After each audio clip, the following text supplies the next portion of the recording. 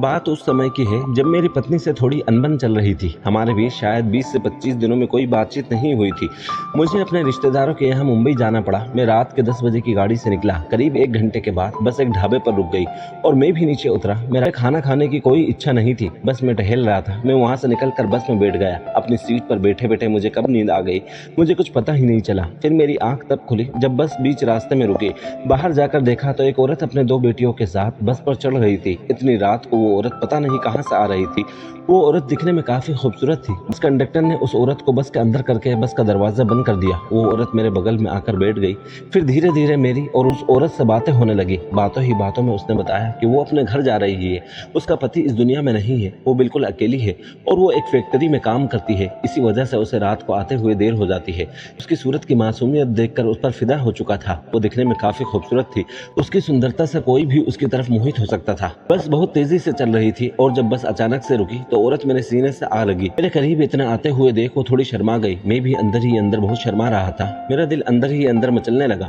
धीरे धीरे जैसे जैसे बस चल रही थी हम लोग एक दूसरे के शरीर से टकरा रहे थे। खुश तो मैं इस वजह से हो गया जब मेरा हाथ उसके हाथ से टकराया तो उसने मुझे कुछ भी नहीं कहा। मैं उसकी तरफ से इशारा समझ गया था। फिर वो औरत मुझसे कहने लगी अभी कुछ देर बाद बस से उतर जाएगी क्योंकि उसकी मंजिल आने वाली है। ये सुनकर मैं बहुत उदास हो गया, लेकिन उसने मुझसे कहा कि आप चिंता मत करो, आप भी चाहो तो मेरे साथ मेरे घर चल सकते हो।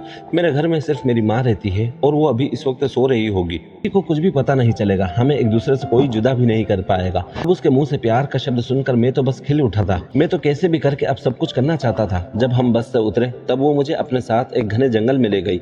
मुझे तो पता नहीं मुझे क्या हुआ, जैसा जैसा कहती गई मैं उसके साथ वैसा वैसा ही करता गया और उसके साथ उसी रास्ते पर चल पड़ा जहाँ खूब घना अंधेरा था और आसपास बिल्कुल जंगल था। उस जंगल के बीचों बीच एक छोटी सी कुटिया बनी हुई थी। मुझे लगा कि शायद यही उसका घर है। अब मैं अंदर ही अंदर तड़पने लगा। जब हम दोनों उस कुटिया के अंदर गए तो अंदर का मंजर देखकर मैं तो चौंक उठा। उसने अपने दोनों बेटियों को एक रूम में सुला दिया, दूसरे में मुझे अपने साथ ले आई। उस रूम में एक बहुत ही मुलायम और गद्देदार बिस्तर लगा हुआ था।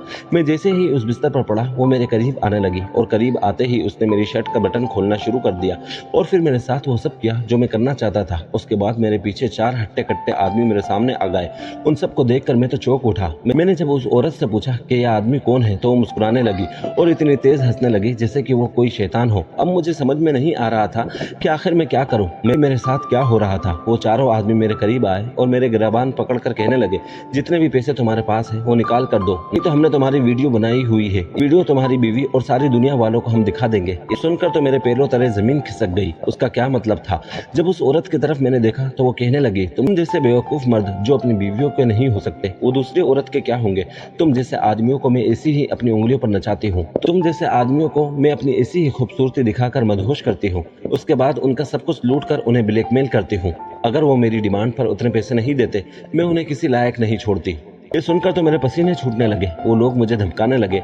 उन्होंने मेरे वॉलेट से मेरा एटीएम कार्ड भी निकाल लिया और कहने लगी कि तुम्हारे साथ जंगल से बाहर चलेंगे और शहर में एटीएम मशीन पर जाकर तुम हमें पैसे निकाल कर दो, उसके बाद तुम अपने रास्ते निकल जाओ।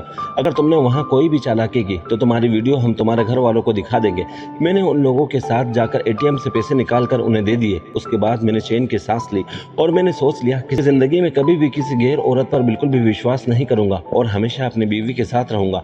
मैंने रिश्तेदार के घर जाना भी कैंसिल कर दिया। मैं तुरंत वापस अपने घर चला गया और मैंने अपनी बीवी से माफी मांगी, लेकिन मैंने उसे कुछ भी नहीं बताया।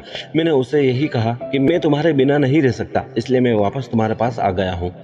दोस्तों, आपको हमारी ये स्टोरी कैसी लगी कमेंट बॉक्स में ज़रूर बताएं और जाने से पहले हमारे चैनल फेम स्टोरी हिंदी को सब्सक्राइब ज़रूर करें।